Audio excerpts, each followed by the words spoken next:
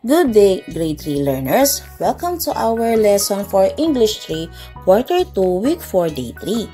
Our topic for today is narrative poems, predicting endings, and adjectives. Before we begin, please don't forget to like, share, and subscribe. Thank you.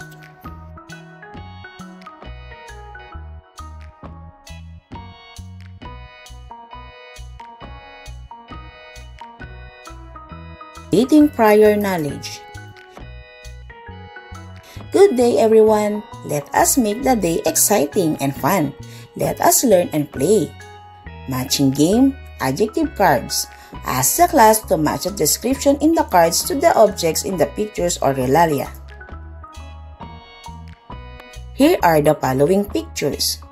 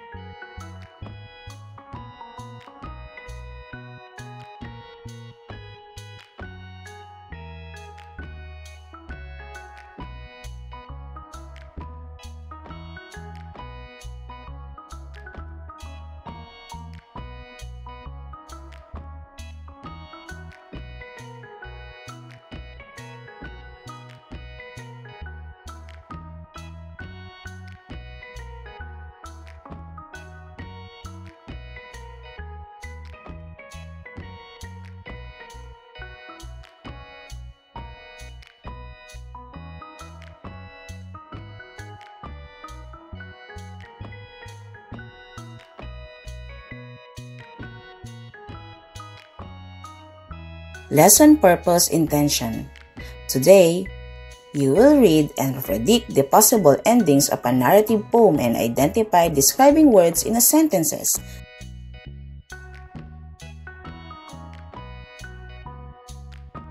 Lesson Language Practice.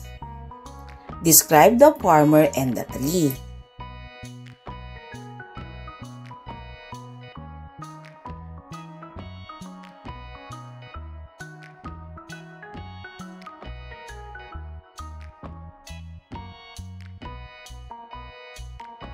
Here are the possible adjectives.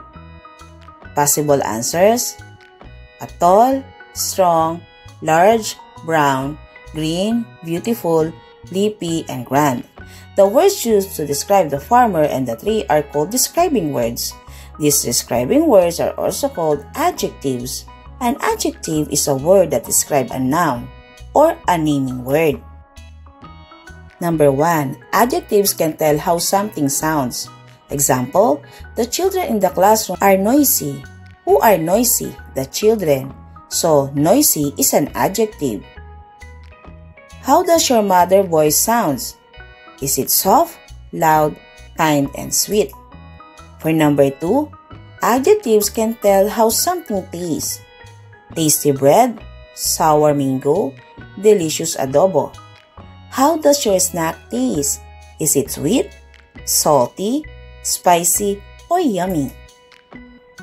Number 3. Adjectives can tell how something looks. Happy tree, old man, big house. How does your chair look? Is it small, broken, clean, or colorful? Adjectives can tell how something else feels. Warm water, hard rock, wet floor. How does your skin feel? Is it smooth, soft, cold, or dry?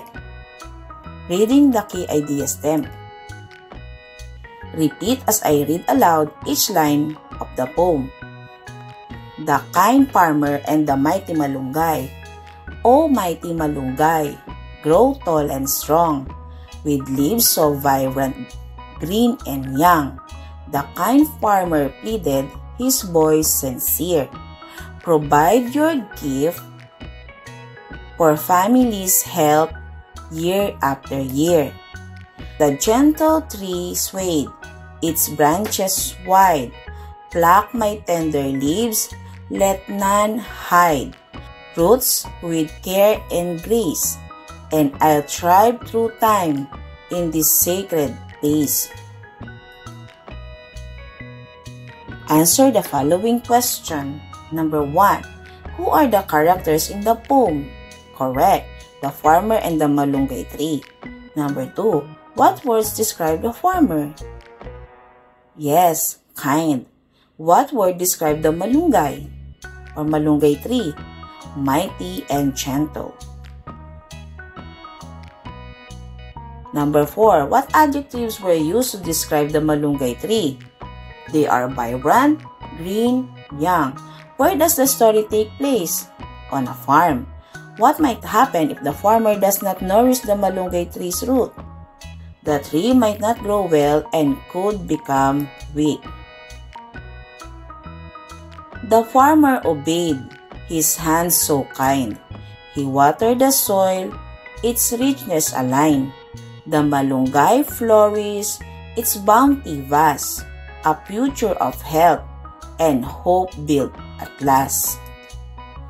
Through seasons of sun and rain's embrace, the tree and the farmer found their place.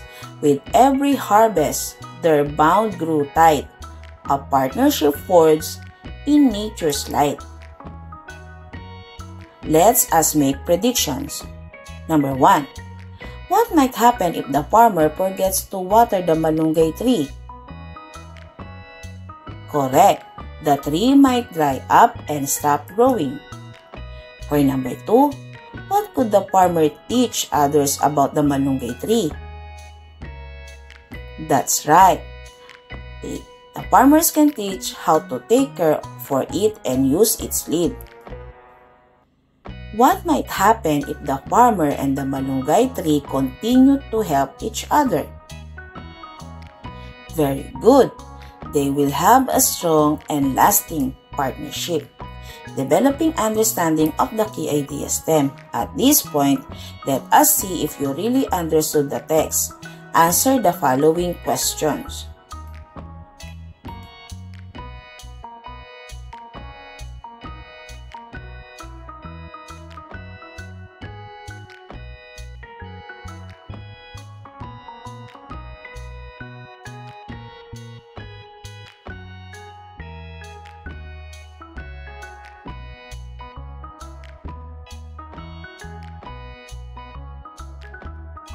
Deepening understanding of the key idea stem.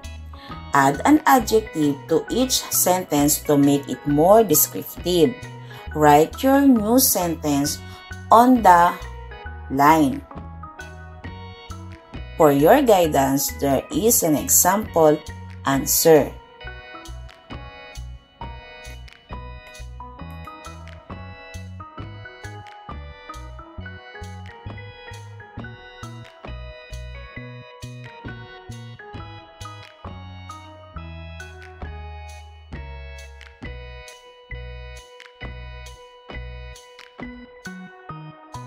Making generalization and abstraction. Everybody will going to read the generalization.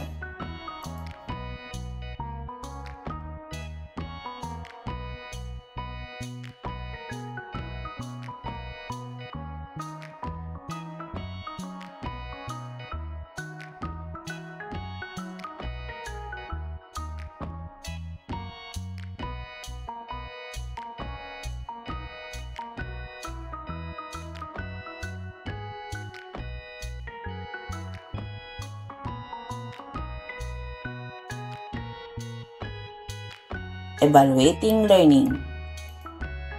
Direction. Encircle the adjective. Have the learners encircle the describing words in each sentence.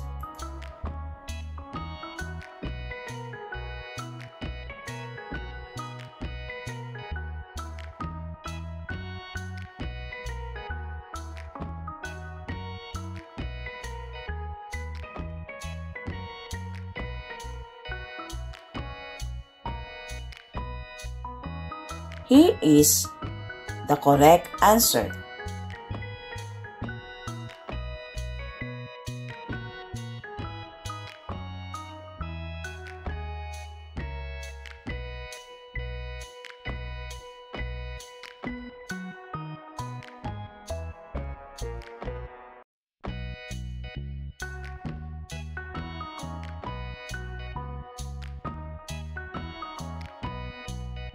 For your homework, write a sentence describing trees in your community and circle the adjectives.